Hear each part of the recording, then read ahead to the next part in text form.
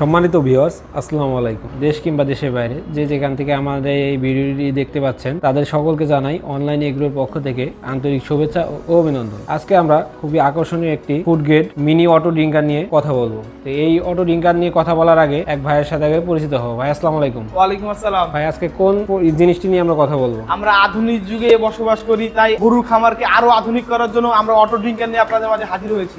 আচ্ছা ভাই, এই অটো ড্রিঙ্কারের কাজটা কি? এই অটো ড্রিঙ্কারের পানির কাজ হলো মানে গরুর ফার্মে গরু অটোমেটিকলি নিজেরটা নিজেই পানি খাবে এবং আগের মতো নিজে পানি দিতে হবে না। গরু পানি পিপাসা লাগলে নিজে থেকেই পানি খাবে।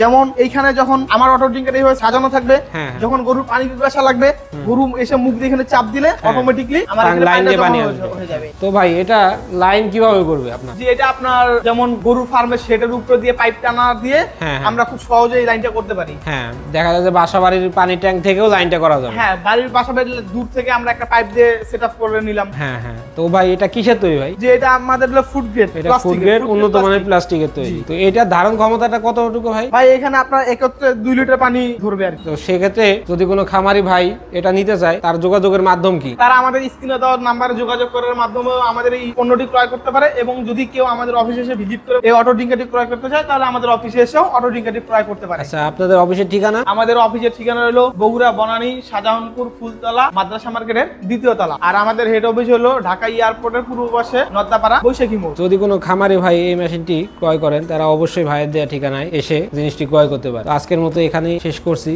যারা এখনো আমাদের চ্যানেলটি সাবস্ক্রাইব করেননি অবশ্যই চ্যানেলটি সাবস্ক্রাইব করে পাশে থাকা বেল আইকনটি বাজিয়ে রাখুন। আসসালামু আলাইকুম।